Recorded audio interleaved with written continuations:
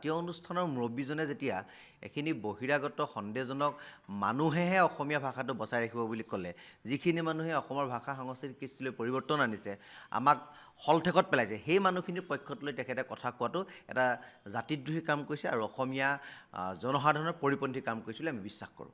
য'ত থলগিৰি খিলঞ্জীয়া জনতাই বসবাস কৰে উজনি অসমৰ যোৰহাট, শিৱসাগৰ, ডিব্ৰুগড়, তিনিচুকীয়া এই অঞ্চলবিলাকত অসমীয়া মাধ্যমৰ ছাত্ৰ ছাত্ৰীসকলে ফেইল কৰে বা অসমীয়া ভাষাত ফেইল কৰে বুলি তেওঁ যিটো কথা কৈছে এইটো গোকাত মিছা কথা।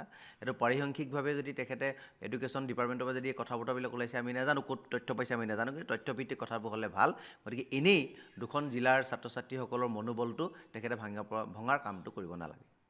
এনেকুৱা মূৰত মাল নথকা কিছুমানক সভাপতি পাতি দিছে অসম সাহিত্য সভাই।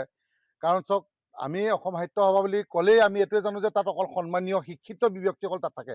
যে এনেকুৱা অশিক্ষিত যে এজন ব্যক্তিক সভাপতি ৰাখি তাত পাতি থৈছে, এইটো খুব এটা দুৰ্ভাগ্যজনক আৰু খুব এটা লজ্জিত বিষয়। এজন মেণ্টেল ব্যক্তিয়ে কি ধৰণে ক'ব পাৰিলে যে আমাৰ অসমীয়া যিটো জীয়াই ৰাখিছে অকল বোলে মিয়াসকলে জীয়াই ৰাখিছে, এইটো মানে হয় তেওঁ অকণমান গণ্ডগোল হ'ব লাগিব, নহয় তেওঁ সঁচাকে তেওঁ মিয়া প্ৰেম প্ৰীতি আছে। গতিকে এইজন মানুহক যিটো পদ দি থৈছে অসম সাহিত্য সভাই, আমি এটাই দাবী জনাইছোঁ যে এই পদটো খাৰিজ কৰি দিব লাগে।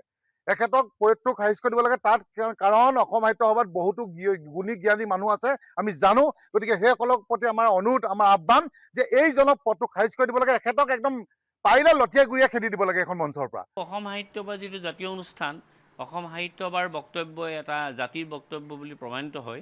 গতিকে এই ক্ষেত্ৰত নিশ্চিতভাৱে তেওঁক জবাবদিহি কৰা উচিত আৰু তেওঁ অসমীয়া ভাষা সম্পৰ্কত, অসমীয়া জাতি সম্পৰ্কত যি সংকীৰ্ণ চিন্তা দাঙি ধৰিছে, এই সংকীৰ্ণ চিন্তা তেওঁ পৰিহাৰ কৰক, নহ'লে এই বক্তব্য অসম সাহিত্য সভাৰ বক্তব্য বুলিয়ে প্ৰমাণিত হ'ব।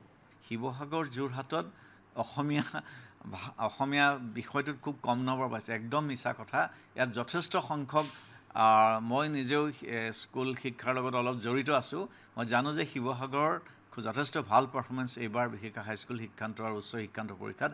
গতিকে এনেধৰণৰ কথা ক'লে সেই স্থানৰ মানুহখিনিৰ কাৰণে এটা বেদনাদায়ক কথা হৈ পৰে। গতিকে